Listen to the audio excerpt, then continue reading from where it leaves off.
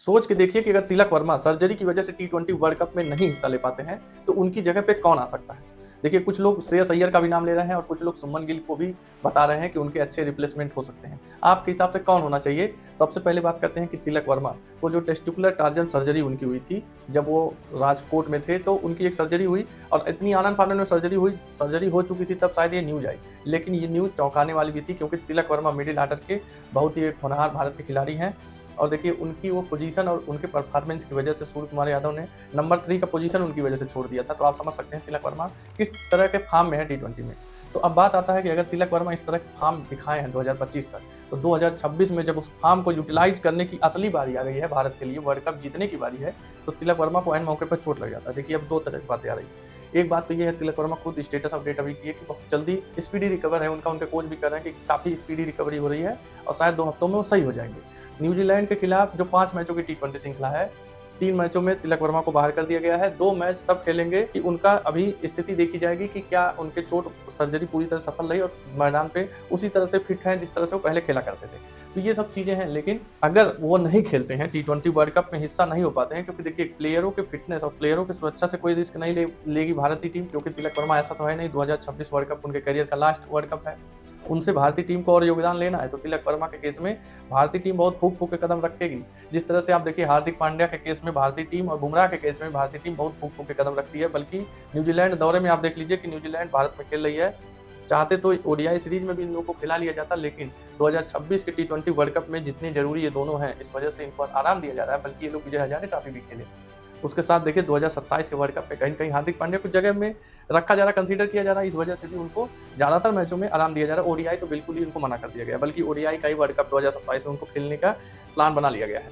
उस तरह से देखिए तिलक वर्मा अभी हाल फिलहाल में 2026 का ये टी20 वर्ल्ड कप था, जब विराट कोहली और रोहित शर्मा गए तो विराट कोहली का एक जो दमदार रिप्लेसमेंट आया अपने प्रदर्शन से, नाम से ना मत कहिए, प्रदर्शन से, तो तिलक वर्मा।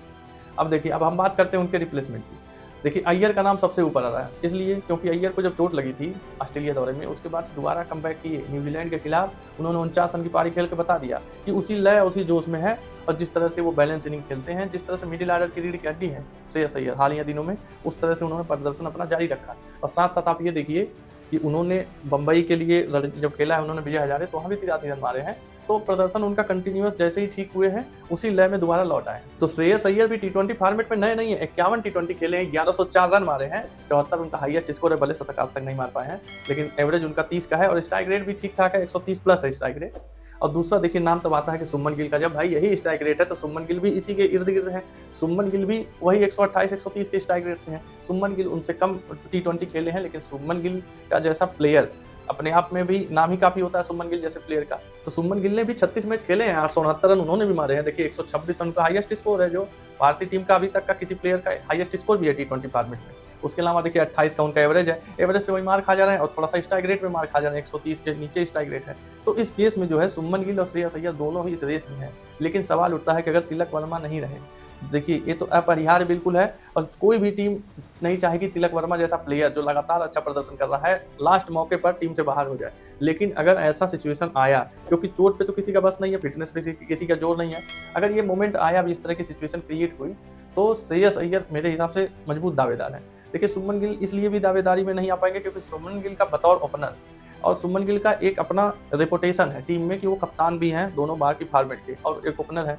अब एक इतने बड़े प्लेयर को उनका जगह चेंज करके उनको मिडिल ऑर्डर पे भेजना, तो अब ये होगा कि सुमन गिल मिडिल ऑर्डर में जाएंगे नहीं अगर टी20 में वापसी होती है उनकी, जबकि उनको बाहर कर दिया गया न्यूजीलैंड दौरे और वर्ल्ड कप के लिए उनकी जगह संजू सैमसन को लाया गया। अब ये होता है कि संजू सैमसन अगर ओपनिंग करेंगे, सुमन गिल बीच में आएंगे तिलक वर्मा की जगह, ये हो नहीं सकता। और दूसरा अब ये होगा कि या तो संजू सैमसन को फिर अपनी जगह को सेक्रीफाई करनी पड़े ओपनिंग पोजीशन को, सुमन गिल फिर ओपन करें और संजू सैमसन फिर वही नंबर 3 पे आ जाए। तो ये एक केस बन सकता है, लेकिन उससे बेटर यही है कि श्रेयस अय्यर को दोबारा मौका दिया जाए, क्योंकि श्रेयस अय्यर सुमन गिल की अपेक्षा टी20 फॉर्मेट में ज़्यादा अनुभवी भी है और प्रदर्शन भी उनका लाजवाब रहा है। देखिए उनकी एक फील्डिंग भी आपने देखी होगी पहले मैच में न्यूजीलैंड के खिलाफ, तो उस तरह से काफ़ी मैदान पे वो एक्टिव भी हैं। और ऐसा नहीं है कि श्रेयस अय्यर के लिए कोई भी फॉर्मेट नया है, मैच जिताऊ प्लेयर है, हर एक फॉर्मेट में मैच जिताऊ है, तीनों फॉर्मेट में वो टीम इंडिया के लिए खेल चुके हैं। तो श्रेयस अय्यर ही सबसे अच्छे इस समय कंटेंडर लग रहे हैं। लेकिन न्यूज ये भी आ रही है और शायद ये बात खुद तिलक वर्मा चाह भी रहे हैं और कह भी रहे हैं कि वो टी20 वर्ल्ड कप से वापसी करेंगे और हो ना हो न्यूजीलैंड के खिलाफ लास्ट के 2 मैचों में ही उन्हें टेस्ट कर लिया जाए कि तिलक वर्मा रेडी है कि नहीं इंडिया के लिए उतरने में 2026 के वर्ल्ड कप में। लेकिन अगर 2026 के वर्ल्ड कप से पहले न्यूजीलैंड दौरे में न्यूजीलैंड के खिलाफ मैचों में अगर तिलक वर्मा अनअवेलेबल रहे, सर्जरी से पूरी तरह से नहीं उबर पाए, और अगर कहीं श्रेयस अय्यर को मौका दिया गया, तो आश्चर्य ये भी नहीं होगा कि वही श्रेयस अय्यर आपको 2026 के वर्ल्ड कप में भी दिखने वाले हैं। तो आपके हिसाब से तिलक वर्मा का बेहतर विकल्प कौन होगा? श्रेयस अय्यर की वापसी होनी चाहिए या सुमन गिल को फिर से मौका देना चाहिए और संजू सैमसन को अपनी जगह को सेक्रीफाई करके नंबर 3 पे खेलना चाहिए? कमेंट में आप अपना लॉजिक बताना, और आपको वीडियो पसंद आए तो चैनल को सब्सक्राइब जरूर कीजिए।